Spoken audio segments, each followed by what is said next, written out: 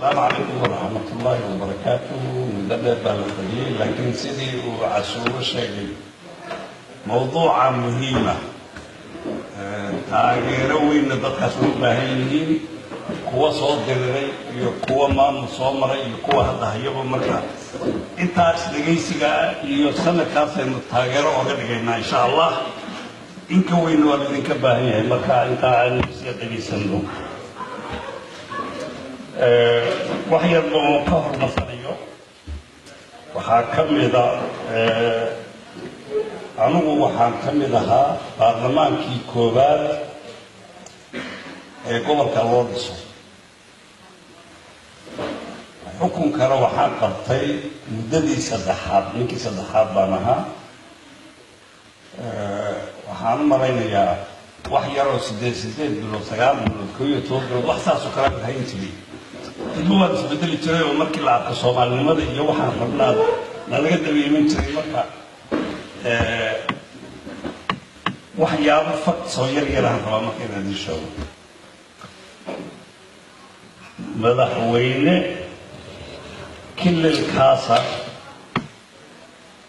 وبرلمان بدلي برلمان كان بدلي وسيد ديمقراطي وبدلي وحكيت لها هالمدحوين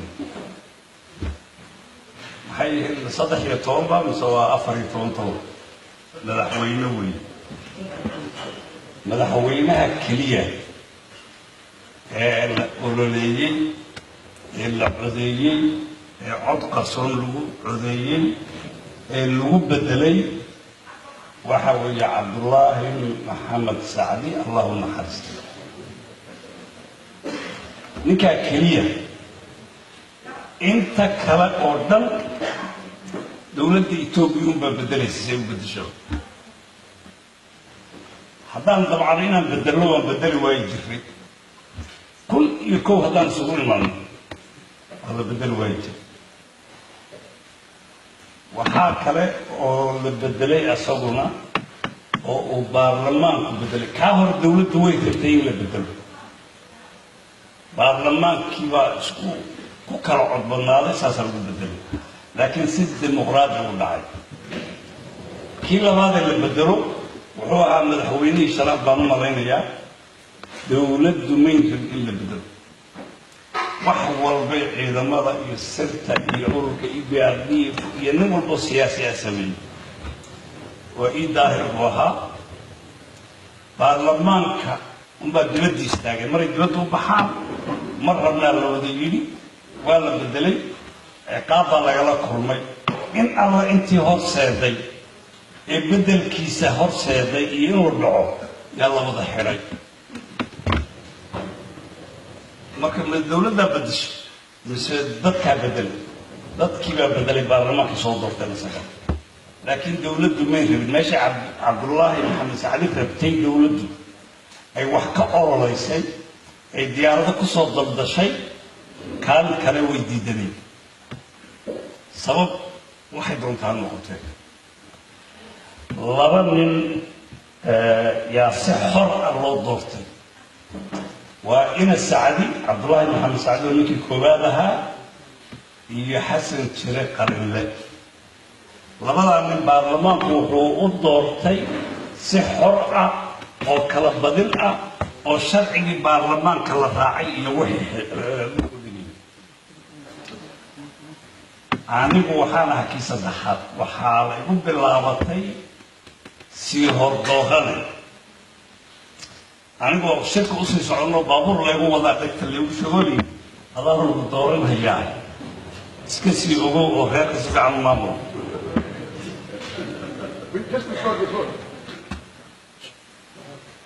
أنا شيء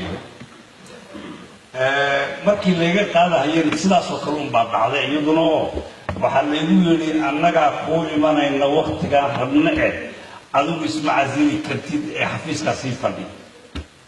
markay habeen wuxuu isku hagaajiseen bal yimaadeen oo la yiri meesha waa laga qaaday laguma baahna xataa inaad xiltiiso intii ka dambeysay oo madaxda laga qaaday meesha uu u dambeeyay Cabdi Maxamuud Cumar dowladda ka qaaday EPRDF baa ka qaaday ee baarlamaanka min qaaday dowladdaana saartay ee baarlamaan iyo shacab ma saarin Mustaf oo hadda yimid isagana dowladda saartay waxaan rajaynaynaa inaan ku dagaalanno bal in annagu ka qaadno iyo maarta insha allah oo sidii hore aan la yeelin taa waxaan u leeyahay waxaa weeye dad baa moodi doona howlaha qaarkood inay gacanteena ku jirto war hadda aynu u wada dagaalanno inay gacanteena soo gasho hadda koor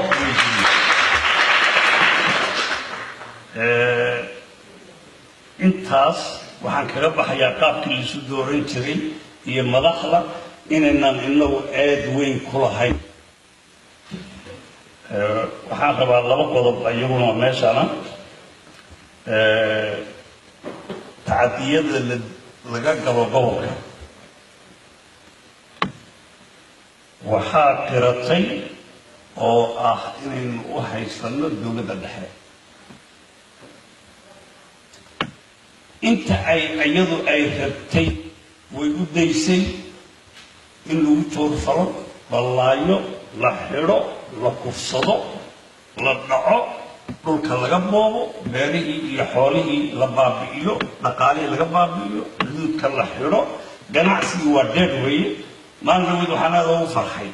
nin dameer wato oo yidhi waa iska roge oo waa booyad oo waa gaadiid dameer gaari uu wataa ninkaa waa runtii weeye baabuur deegaankaa ku harayma jira ogaada baabuuradan big upka ahee dowladdu ay wadwadata mooyeene wax shacaba oo baabuurku man haysta oo aad intii safar ay u galaan wax u soo qaadi kara baabuur ergisa mooyeene uu yaryahay ogaada baabuur walba candhadaa dhulka loo dhigay intii sidii looga qaadanayay dhaqaalaha lagala dagaalamay culimadaa lagala dagaalamay dhalinyaradaa lagala dagaalamay oday dhaqameed baa lagala dagaalamay urur baa lagala dagaalamay fikirkaa lagala dagaalamay nasiiyihii baa lagala dagaalamay xoolo raacidii baa lagala dagaalamay isxabaalidii caadigahay dadku isxabaal lahaa baa lagala dagaalamay kore iska daa waxutare dadka meel adag baa la gaarsiiyey tacadigaas waxaa geystay dowladda dhexe ee Itoobiya wey ninkii gacan u ahaa hadduu aad ugu degdegay uma ku yar eedanaynaa laakiin waxa sida runta ah u sameynayay waxay ahayd dowladda dhexe ee federaalka Itoobiya oo ninay gaajo ku disho iyo ninay murugo ku disho iyo ninay cudur ku disho iyo ninay cadho ku disho maskaxda dilaacdo iyo ninay xabsi ku disho dadkii ku sameynaysay buu waxyaabaha loo yaqaano jinsi tirtirid iyo ethnic cleansing baa lagu sameynayay marka qaab miisaaman oo inkaaran oon la tabi karin oo xaggaa 200 haddii la dhaho dadka qaar baa waxay iga diideen maalinkii dhulka asaga waxa xanuun iyo cudur iyo gaajo loo dilay iska daayo waa maalinkii ilaah keena hadda konton ruux oo xabad ay wajiga kaga dhacdaa ka dhimanaysa dadka qaar baa wax iska dhihi wuu dhammaan lahaa dadka shan fiid waa lagu dil laba dhagax buur waa lagu dil lix qallaafaa lagu dil xagga ilaa intaa lagu dil xagga wardheer intaa xagga jigjiga intaa jinayna intaa hadday ugu yaraato wey isku celcelintii konton ruux oo si toos ah xabad ugu dhacday ku dhiman waa halkii maalin bishii ku dhufo sanadkii ku dhufo marka intay hadda haysatay ku dhufo marka haweenka iyo gabdhuhu waa dunta qoyska iyo bulshada wey darin haddii la falgin mara haddii la falgin wax walba haddii la dhisi kolba duntu intay la eg tahay uu shaygaas wax celin ama adkaanaya soo maha ama qurux badnaanaya kaasaa laga galo waxa ka dhacay eed maqlaysaan habeensanina haddii horaan la qarin jiray waxaan codsanaynaa maamulkan hadda jooga inuu wax walba caddeeyo waayo wax walba ogaanshihiisa yaa ka qaalisan ceebtuu samaynayo halkaas tacatiyadii baan kaga hadhayaa waxaan anagu soo dhawaynaynaa annagu markaan leenahay waxaa weeye waa dadkaas ciilan ee isticmaalku la hadhay ee maamul goboleed iyo lagu sasabo waxbaa laydin sameeyey ama laydin ogolaaday ee aan waxba la haysanin nin gaari ku dhintay ama waddadaa ku dhintay intaasoo boqol looga dilahayo aad aragteen wixii dhacay ee nalagu sameeyey intaan laga hadlin dhibaato jirta oo run ah laakiin oo magaalooyinka ka dhacday oo maalinkii ugu dambeeyey la sameeyey sida loo bunbuuninayana waad aragteen waa run waa dhibaato mana ahayn dawlad dadkaa maamusha inay iyadii ku dalbato ama wax la yeelo iyadoo weli jirta dawladda inay dhacdaa fiican in shacabkeeda la boobo laakiin shacabkii kale ka horreeyey wuu halaagsamay wax ka hadlaya miyaad aragteen waxaa la yidhi waa intaa ka kacway marka 7-7 baa la sheegay waxaan jeclahay in sanadkaas halgankiisii iyo dagaalkiisii meeshuu nagaga yaallo inaan sheegno baarlamaankii koowaad fadhigiisii koowaad iyo fadhigiisii labaadba waxay isku hayeen ee la hamiyahayay ee lagaga hadlayay waxay xaggee taalada dal jirka daacsun ka dhisnaa kii intii laga soo tegay maalinka ugu dambeeyey kan hadda dhacay waxaa la geeyey in astaan iyo calaamad iyo xidig iyo ruux xataa soomaaliya wax kusoo bartay in ciqaab loo sameeyo wax loo dhiibo iyo faanki iyo marka waxaana laga dilay annagii soomaalida ahayn kibriyaadii ama isla weynadii dadnimadii baa laga dilay dadku asagaan jabin oo xag ilaahay mise ka jabin mooyeen dadku asagaa dad adaga dadku asagaa dad diin ku tiirsana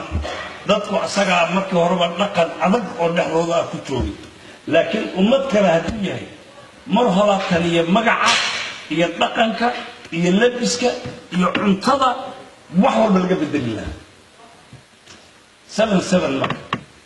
anigu magaalada guday baan weliba iyo dallaas meeshaasan ku dhashay dhexdooda waxaa lay tusay waxuu baarlamaankaba la sameeyay meeshii ragga la fiiso iyo xabaashiisa ay wada yaaleen hebel dadkii shacabkaaba wuxuu yaqaanaa korneyl hebel gaashaanle hebel alifle hebel dable hebel halkan iyo halkan intaasoo nin baa la dhigay halkan bundada xagganu ka ahaa qulyuhu halkanay ahayn xagganu ahayd oo dadku markay ka sheekeynayaan shucuurtoodu waad garanaysaa mar inay xoroobeen ragga meeshaa ku dhintay rag qabiil walba oo soomaaliyeed qoys walba oo soomaaliyeed abay ahayd waxaan ka xumahay ragga maanta hadday soo bixi lahaayeen oo si uun ilaahay u soo saara soomaalina sida u taalo murugaday murugoon lahaayeen murugada ay murugoon lahaayeen ragga isku dhiig tiriray ee halkaa wada yaalla baa la yaabanahay dagaalkaas koogu ka ahay ogaada inaan iska celin karo oon iska dhicin karo oon ka adkaan karo oon eryi karo maantay ku nool yihiin ayaguna ha ku sireen ha ku gaadeen ha ku yarayaraysteen laakiin ilaa maanta soomaali mid ah etoobiya kuma dhacdo waxaa adduunka ay ka cabsato ee ay ka yaabtana waxaa weeye soomaalidu sidii qiiradii mar keliya intay ku dhalato dib u midowda niyad iyo ruux iyo muruq iyo maskaxba annaguna soomaali baa naga ogaan soomaalida ay ka cabsanaysaan ka mid naho kow unahay weliba calanka etoobiya calankan kelilka maamulkii koowaad ee u codeynayay ee qaabka ay kala dooranayay baan ka mid ahaa waa ka kii aan doorannay 1993 bishii January kaan doorannay waa marka keliya aan aad Soomaaliga u ahaa annagoo dhan aan Soomaali ahayn wey calaamada iyada aan ku darsanay si shucuurtii Soomaalinimo ay u noolaato ay doorashada ka hor doorashadii waxaa jiray golihii la dhihi jiray golihii wakiilada dastuurka ansixiyey waxaan nahay 12 koob بس اللبية صدق يا ربع طن وضنا مد لما كنت جاي أنت كان اللبية ربع طن ديجان كا يعني نوجد شيء اللبية ربع طن كصدق يا ربع طن كاس وحيكون قصد إثيوبيا صدق راس على مضوع كانسر روبات ما تقنا وعلامة قمي ويسند وسمو مر إيه قصة بعد الروك بس الصعوبة كانسر روبات كاس إن لجينيو قوة بنتاس حدك تكتشتو ربي الله بعتن كان نبى مسوكا إثيوبيا كمان تبي وحنا أحد الرجل راني وحنا بين التاريخ لوجاتان ومكان تاريخ لوجاتان بعد إذا كنا نفتين ماشي أكيد جتان أما بحكة تركتان أما تقاوين كتان كرنزا لكن على مدى حدك إن الله الأحمر مريم كذب مركي لأنسحيه ولو أنسحيه علامة قوابل أو بلوغ أو عالم كي الصومالي لغا سوقاتي أو حدك عدين شنجيس كعيد أي كتشتو ولو عدي أو الصومالي وطلو مركي لديدي أي شكل كسو بحر وعلينا هذه الودة الواية كما بجبنا بإثيوبيا أيها الله أبراضي لكن مركي لسود دابعه بافر نقدر التصدر لي وروحي صومالي بابا بيرك نقدر ما صدق له مركز لي بل علمينا علامة إن شاء الله نحس سقطنا من إسرائيل لك سقطنا ما ملك لك سقطنا ما قلنا علامة إن شاء الله هي نحس سقطنا قدر هذه لا لكن قبلنا جرون ويني ودواء بعد لكن بروتست عندنا صليني لكن نمكي ربي الله بعتن صدق الله بعتن كها إنن وحيكون قوليستين قوابين تبلوغا يحدك تعالنا لحد الجليات هو هذا لو فعل النبي هاي يقول أنت عيرت مكيل الدابع يبي نغير خلدين على مدى وحار إنهم فافو مرة بالوضوء مع السفارين اللي وديوان القبيل أنت الجيش أنت عم قوة هنا يحاولين وحنا ولي أن أقبلتون أنا واحد الله يدك الديجان كاس إنه قرن باوضعه توجا عنو ولي بقارهان إن قبضة أنا ولي كالصومالية الحدود كلنا عكلا كدقن ولكن هذا كان أبتغي الصدق سيدي جوادي والسلاس وخلاء إن أنا وحبه وذاهي أو كجنبلا هي أمحاره هي تكريم وحبه ذاهي قلت ولي إنك تجمس وهذا اللي أول كلام بقول أنت كلام سكرين هياوي نمر ما ميري قاعد سكرين يا marka taa idinku ku talagalahay Soomaaliya inagoo dhan nin walba hadii loo tiriyo oo magaca la dhaho reerkiisa xagga ku jira reerkiisa xagga ku jira inay isla ekaadaan ama dhinacaas gudaha badnaada laga yaabo waxa meesha ka jira maamul ahaan jabhad ahaan shakhsi ahaan madaxweyne ahaan aynu wada taageerno مالي أنه كلا كان منا هلو وضع الدروء هلو فرنده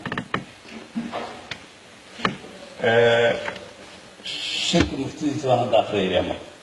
إن شاء الله أنت كلا يجرها طبعا شركة وشركة غيره جالية الدولة الديجان كصومالية كل المجال عاوز الدنمارك شركة يلاتي سديدية 8 أكتوبر labada kun iyo 18 oo maanta oo ay ka soo qayb galeen qaybaha bulshada sida waxgaradka culimada diinka haweenka aqoon-yahano dhalinyaro odayaal iyo madaxba waxaa lagu gaaray go'aamada hoose xagga Itoobiya waxaa la isla qaatay in si aan kala had lahayn oo mug leh loo taageero isbeddelka ka dhacay guud ahaan Itoobiya ee uu hogaaminayo Dr. Abiy Ahmed iyo siyaasadda cadcad ee furfuran ee nabadgelyada iyo dimuqraadiyadda ah ilaa haddana